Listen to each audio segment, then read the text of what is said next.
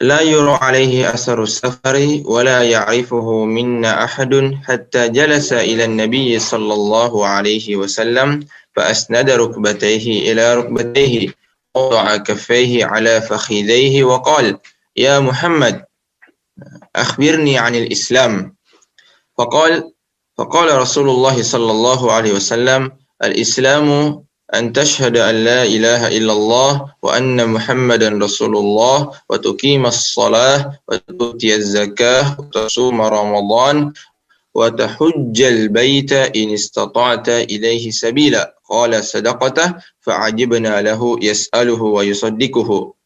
Taib, sampai di sini ya kita akan bahas sahabat yang mulia Umar radhiyallahu taala anhu ya, salah satu sahabat yang sangat berjasa dalam agama kita ini, agama Islam, yang mana beliau adalah di antara muhajir, sahabat Rasulullah di Mekah yang berhijrah ke Madinah dan menemani beliau sampai akhir hayatnya dan menjadi salah seorang khalifah atau pengganti Rasulullah SAW setelah Abu Bakar dan Amirul Mukminin ya, pemimpinnya orang-orang mukmin ya, dan di tangannya lah Islam menyebar sangat luas ya. Jadi pada saat beliau memerintah banyak futuhat atau banyak negeri-negeri yang dibebaskan ya.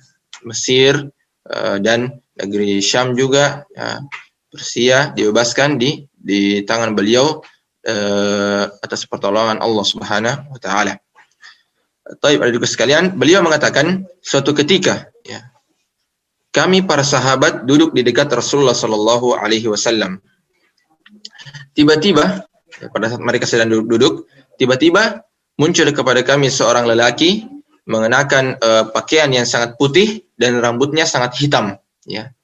Jadi pada saat mereka sedang duduk-duduk bersama Rasulullah dan para sahabat-sahabat yang lain, datanglah seorang lelaki yang pakaiannya sangat-sangat bersih, ya, putih bersih, dan rambutnya sangat-sangat hitam bersih, ya, hitam bersih. Dia dalam keadaan yang sangat-sangat baik, ya.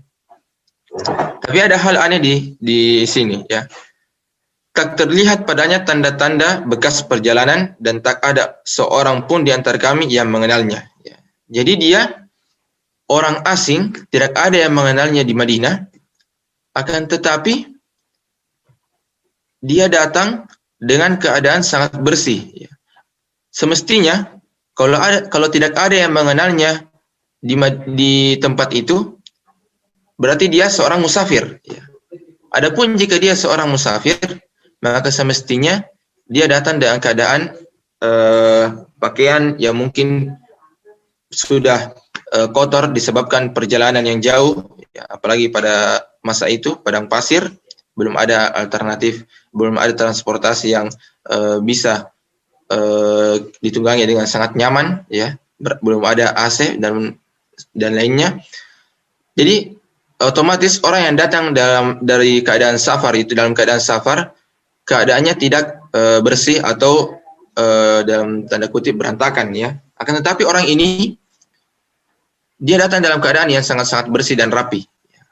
Yang anehnya tidak ada yang mengenalnya. Ya. Dan dia bisa dipastikan bukan penduduk tempat itu, berarti dia seorang musafir. Tetapi datang dalam keadaan yang rapi. Ya. Maka pada saat orang ini duduk, ia segera duduk di hadapan Nabi Muhammad sallallahu alaihi wasallam. Ya. Lalu lututnya disandarkan kepada lutut Nabi Muhammad sallallahu alaihi wasallam dan meletakkan kedua tangannya di atas kedua paha Nabi sallallahu alaihi wasallam. Ya. Kemudian bertanya, "Hai Muhammad, ya Muhammad, wahai Muhammad, akhbirni anil Islam." Beritahukan kepadaku tentang Islam. Rasulullah sallallahu alaihi wasallam menjawab, ya. Al-Islamu, Islam adalah an tashhada an la ilaha illallah.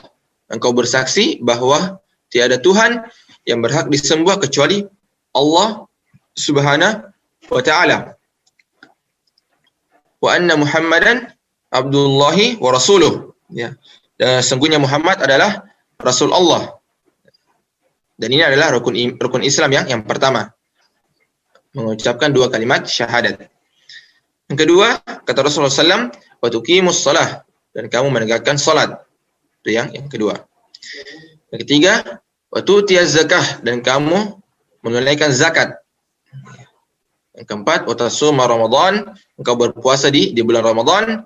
Dan yang kelima, wa tahujjal baita in istata'ta ilaihi sabila, dan engkau menunaikan haji ke Baitullah jika engkau telah mampu melakukannya. Lelaki itu pun berkata, engkau benar. Di sini para sahabat terheran-heran. Dia yang bertanya, dia juga yang membenarkan. Ya. Maka kami, kata Umar, maka kami heran. Ia yang bertanya, ia pula yang membenarkannya. Baik. Sebenarnya hadisnya masih banyak dari sekalian, tapi kita bahas sampai sini dulu ya. Hadis Umar yang panjang ini dikenal di kalangan para ulama dengan sebutan hadis Jibril. Ya. Hadis Jibril. Kenapa dikatakan hadis Jibril? Karena orang yang datang itu adalah malaikat. Ya, sebenarnya adalah malaikat yang sedang menyamar. Dan itu adalah malaikat Jibril alaihissalam.